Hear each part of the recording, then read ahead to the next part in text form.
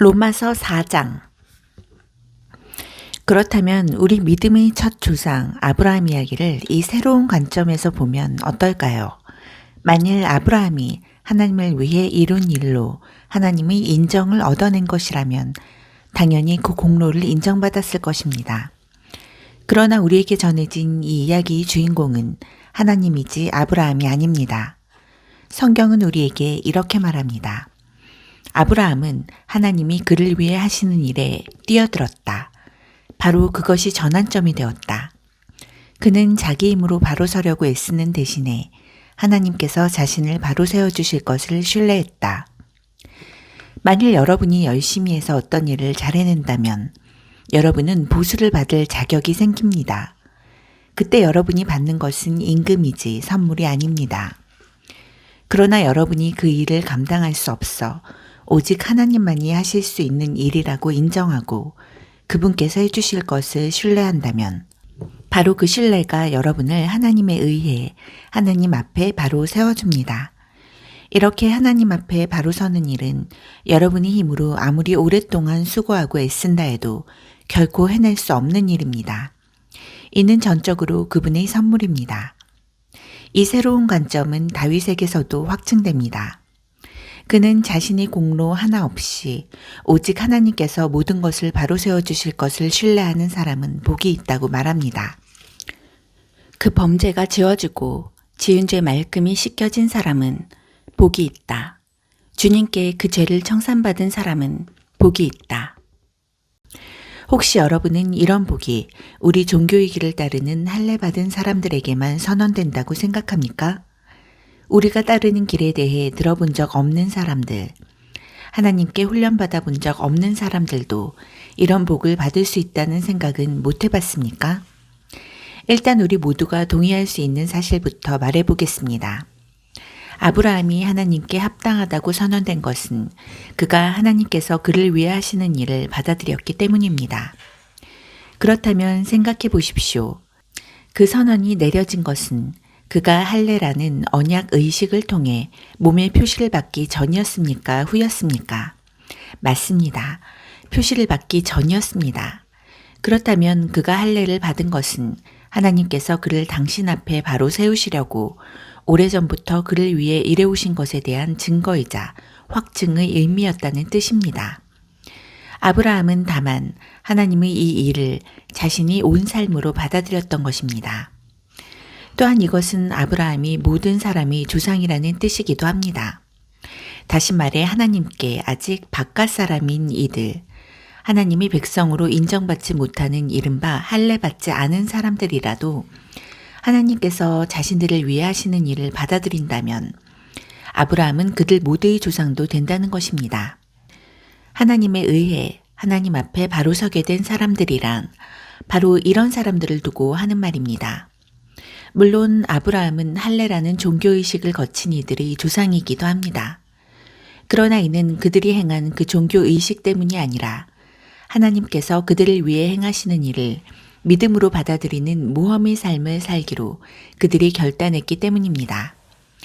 아브라함은 할례의 표시를 받기 오래전부터 바로 이런 삶을 살아온 것입니다. 하나님께서 아브라함에게 그 유명한 약속, 그와 그의 후손이 땅을 차지하리라를 주신 것은 그가 무언가를 이루었거나 이루려고 했기 때문이 아니었습니다.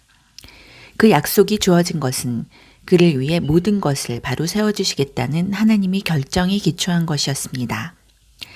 아브라함은 다만 믿음으로 거기에 뛰어들었을 뿐입니다. 만일 우리가 하나님께 무언가를 얻는 것이 자기가 해야 할 일을 다 마치고 온갖 서류를 다 구비해야만 비로소 가능한 일이라면 인격적 신뢰가 들어설 여지는 아예 사라지고 약속은 냉혹한 계약으로 바뀌고 맙니다. 그런 것은 거룩한 약속이 아닙니다. 사업상 거래일 뿐입니다. 빈틈없는 변호사가 깨알 같은 글씨로 작성한 계약서는 우리가 얻을 것이 전혀 없을 것이라는 사실만 확인해 줄 뿐입니다. 그러나 애초에 계약이란 없고 약속만이, 그것도 하나님의 약속만이 있는 것이라면 그것은 여러분이 깰 수 있는 것이 아닙니다. 바로 이런 이유로 하나님이 약속의 성취는 전적으로 하나님과 그분의 길을 신뢰하는 것, 하나님과 그분이 하시는 일을 단순히 받아들이는 것에 달려 있습니다. 하나님의 약속은 순전한 선물로 우리에게 옵니다.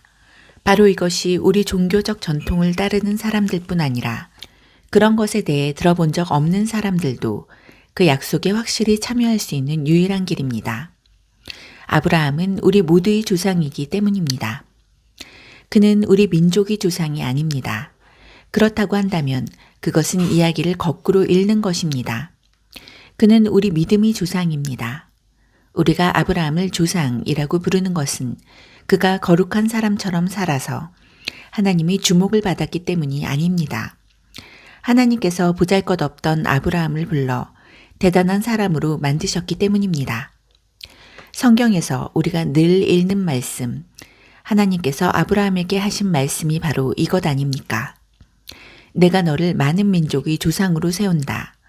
아브라함은 먼저 조상이라고 불렸고 그런 다음에 조상이 된 것입니다. 그것은 오직 하나님만이 하실 수 있는 일을 하나님께서 하실 것으로 그가 담대히 신뢰했기 때문입니다. 하나님께서는 죽은 사람들을 살리시고 말씀으로 무에서 유를 만들어내시는 분이십니다. 아무 희망이 없었음에도 불구하고 아브라함은 믿었습니다. 아브라함은 자신이 눈에 보이는 불가능한 것을 근거로 살지 않고 하나님께서 하시겠다고 말씀하신 약속을 근거로 살기로 결단한 것입니다. 그러므로 그는 허다한 민족의 조상이 되었습니다. 하나님께서 친히 그에게 말씀하셨습니다. 아브라함아, 너는 장차 큰 민족을 이룰 것이다. 아브라함은 자신의 무력함에 집중하지 않았습니다. 그는 소망이 사라졌다. 100살이나 먹은 이 늙은 몸으로 어떻게 아이를 볼 수 있겠는가 하고 말하지 않았습니다. 또 사라가 아기를 낳지 못한 수십 년을 헤아리며 체념하지도 않았습니다. 그는 하나님의 약속주의를 서성거리며 조심스레 의심 어린 질문을 던지지도 않았습니다. 그는 그 약속 안으로 성큼 뛰어들었습니다. 그러고는 굳센 자, 하나님을 위해 준비된 자, 말씀하신 바를 이루실 하나님을 확신하는 자가 되어 나왔습니다. 그래서 이런 말씀이 기록되었습니다.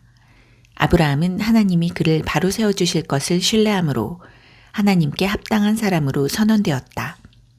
그러나 이것은 아브라함에게만 해당되는 이야기가 아닙니다. 이것은 우리 이야기이기도 합니다. 우리가 아무 소망 없는 상황에서도 예수를 살리신 분을 받아들이고 믿을 때 우리 역시 동일한 말씀을 듣게 됩니다. 희생 제물이 되어주신 예수께서 우리를 하나님께 합당한 사람으로 하나님 앞에 바로 세워진 사람으로 만들어 주셨습니다.